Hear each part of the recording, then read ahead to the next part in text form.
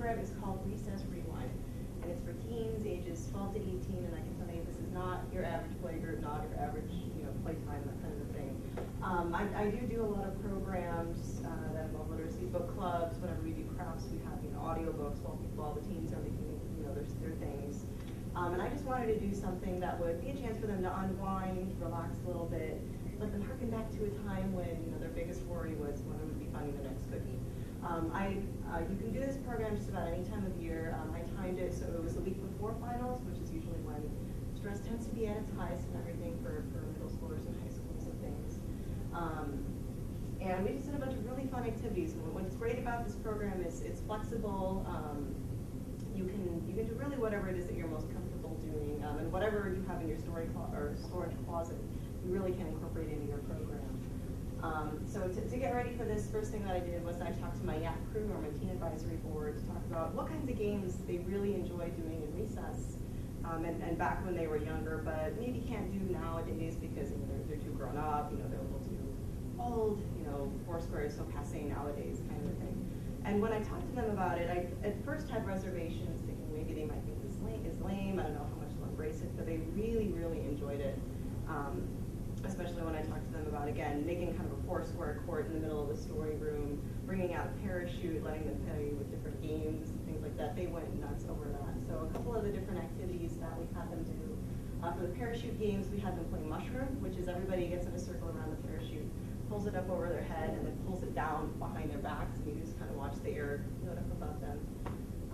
Another one was shark attack, which you may need to have a disclaimer before you do this game because it is a little physical. You pick one lifeguard and one person to be the shark, and everybody else sits around a circle in the parachute, sitting down with their legs straight out, with the parachute over their lap, and the person who is the shark, while the folks who are in the circle are making waves with the parachute, has to sneak under and try to grab someone's ankles and pull them under. So the lifeguard, of course, has to go save them. If the shark can pull their victim under the waves and everything, then that person is it and becomes a shark. And again, you need a disclaimer. Sometimes they can get a little excited, so you just want to say, oh, you don't want to hurt your friends. That's a little too much paperwork for me, that kind of thing.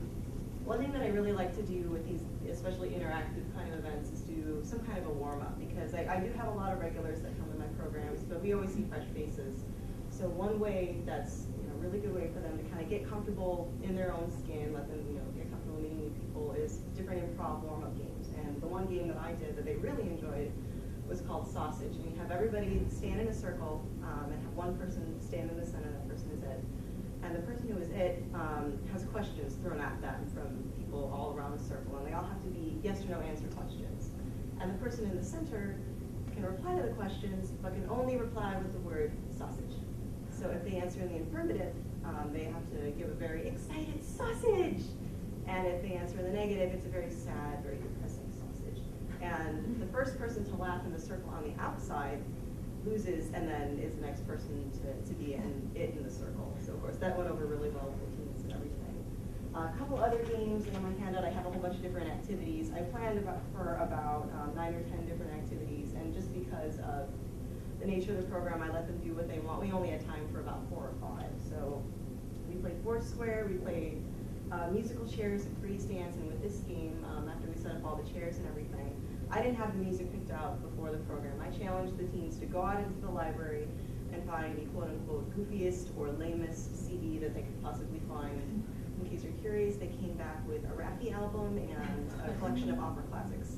So that was kind of interesting to do musical chairs and freeze dance too. Another game that we played was called Build the Tower, and this is a really good team building activity, so you can do this with your teen advisory boards too. We had the teens split up into 2 teams, and I gave them a bucket of different found items, like paper clips, old newspapers, a pair of scissors, markers, cups, bean bags, and they were given 15 minutes to work together to build the tallest tower that they possibly could. And that's always fun because you have everybody's kind of trying to focus on their own thing, but looking at the other team, trying to see what their strategy is.